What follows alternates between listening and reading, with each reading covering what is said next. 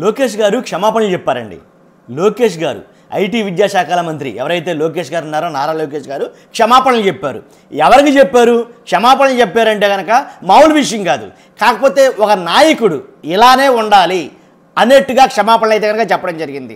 లోకేష్ గారి ఆయన official Twitter పేజ్లో అయితే కనుక ఇది పోస్ట్ చేయడం జరిగింది. ఎలా అంటే sincere apologies to you and all the divorce for any inconvenience cause our team has reached out to the concern department such errors will not be repeated again అని అయితే కనుక ఒక ట్వీట్ అయితే చేయడం జరిగింది. ఎందుకనేది మీకు ఒకసారి చూపిస్తాను నేను.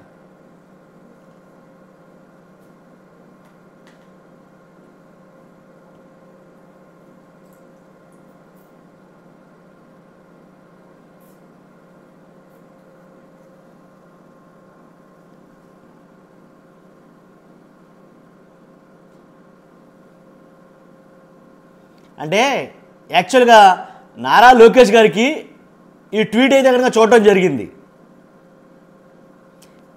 ఎక్కడ చూసినా సరే వాటర్ రావట్లా, తిరుపతిలో వాటర్ ట్యాప్లు రావట్లా, మంచినీళ్ళు ఏవి కూడా రాకపోవడంతో అది ఆ ట్వీట్ని వెంటనే రెస్పాండ్ అయ్యి నారా లోకేష్ గారు మంచినీళ్ళు రాకపోవడం అది తప్పిదమే జరిగింది కాబట్టి క్షమించండి, ఇలాంటి పొరపాటు జరగకుండా, ఇలాంటివి మళ్ళీ ఎప్పుడు కూడా జరగకుండా, పునరుత్పాదం కాకుండా మేము వాటిపైన చర్య తీసుకుంటాం, ఖచ్చితంగా వెంటనే ఆ ప్రాబ్లం మేము షార్ట్అవుట్ చేస్తాం అనేది కనుక నారా లోకేష్ గారు చెప్పడం జరిగింది.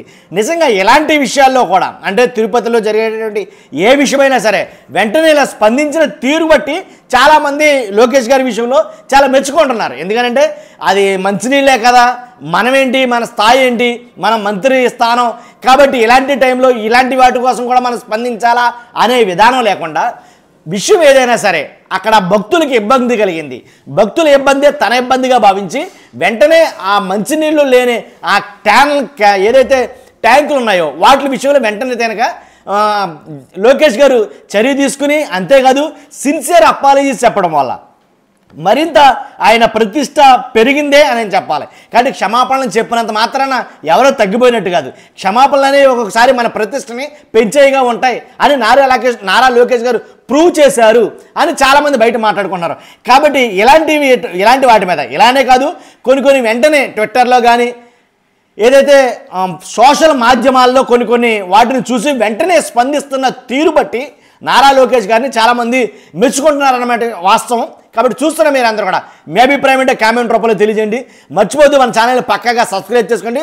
కొత్త వాళ్ళు అయితే కనుక మన ఛానల్ పక్కాగా సబ్స్క్రైబ్ చేయండి, లైక్ చేయండి. Thank you very much.